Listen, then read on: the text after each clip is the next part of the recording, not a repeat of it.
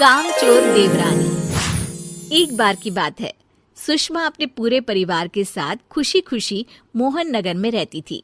उसकी 2 बहुएं थी, पल्लवी और शिवानी। एक दिन दोनों बहुएं रसोई में काम कर रही होती है कि तभी उनकी सास सुषमा उन्हें बुलाती है। अरे बहू, जरा इधर तो आना। शिवानी, जरा जाकर देखना सासू माँ क्या कह रही हैं। दीदी आप ही देख लो ना जाकर, आपको भी तो सुनाई दे रहा है। अरे मैं आटा गूंद रही हूँ ना, तुम चली जाओ। हाँ तो मैं भी तो सब्जी काट रही हूँ ना दीदी। अरे बहू जल्दी आओ। ओह, ये तो जाएगी नहीं, मैं ही जाकर देखती हूँ कि क्या करना है। पल्लवी सुषमा के कमरे में जाती है।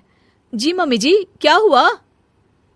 शाम को घर पर कुछ मेहमान आने वाले हैं, तो तुम अच्छा सा खाना बना लेना बहू। ठीक है मम्मी जी, आप बता दीजिए क्या क्या बनाना है और कितने लोग आ रहे हैं। सुनील की मौसी जी और उनका पूरा परिवार आ रहा है। कुल मिलाकर 3 लोग और हमें मिलाकर हुए 9 लोग। तो अभी से ही तैयारी करना शुरू कर दो। और हाँ, घर की सफाई भी कर देना, हाँ अच्छे से। जी मम्मी जी, सब काम हो जाएगा, आप चिंता मत कीजिए। पल्लवी शिवानी को घर में मेहमान आने वाले हैं इसके बारे में बताती है। क्या 9 लोगों का खाना बनाना होगा, घर की सफाई करनी है? बाप रे, सासू माँ ने तो हमें घर की नौकरानी ही समझ कर रखा है। ऐसा नहीं बोलते शिवानी, हम इस घर की बहू हैं और घर के काम करना हमारा फर्ज है। दीदी तो है ही सासू माँ की चमची, जब देखो सासू माँ। मैं तो इतना सारा काम नहीं करने वाली। शिवानी कपड़े लेकर गमला साफ कर रही होती है और चक्कर आने का नाटक करने लगती है। मेरा सर चकरा रहा है।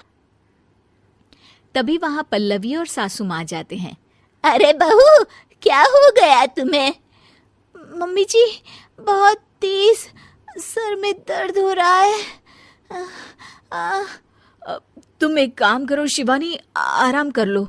नहीं दीदी, घर में मेहमान आने वाले हैं, मुझे आपकी मदद करनी चाहिए। अरे कोई बात नहीं शिवानी, तुम आराम कर लो, मैं सब काम कर लूंगी।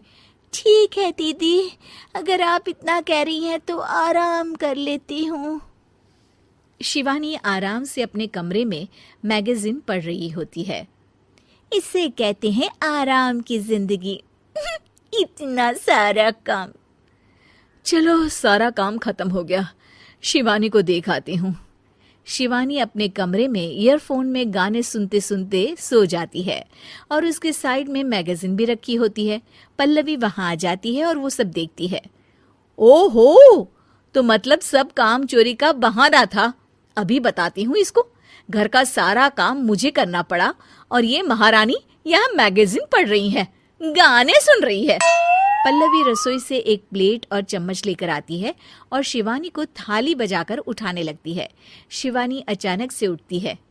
उठ गई महारानी, गाने भी सुन लिए, मैगजीन भी पढ़ ली।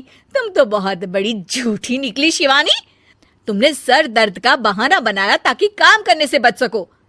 हाँ, बनाया बहाना, तो क्या करती, इतने सारे काम करती। मुझे कोई शौक नहीं है चापलूसी का। क्या चापलूसी?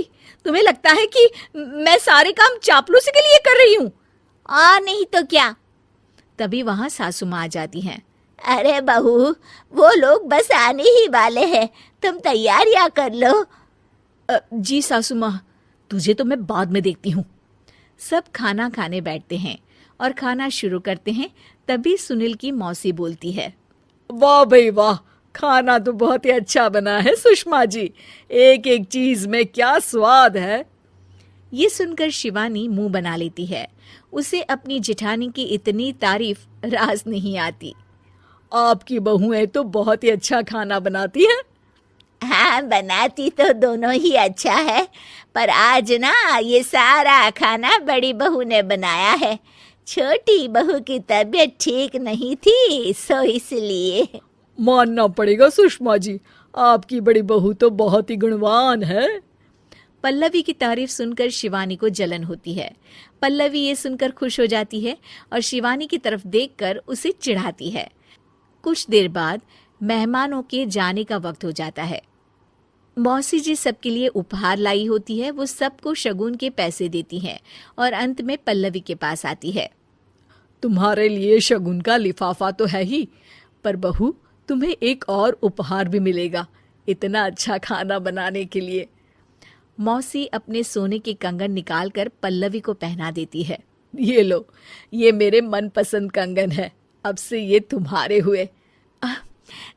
धन्यवाद मौसी जी। ये देखकर शिवानी तो पूरी तरह से जल जाती है और गुस्से से रसोई में चली जाती है। तभी वहां पल्लवी आ जाती है और उसे अपने कंगन दिखाने लगती है। देवरानी जी, अब आपका सर दर्द ठीक तो है ना? मुझे लगता है कि अब सर दर्द शुरू हो गया होगा आपका।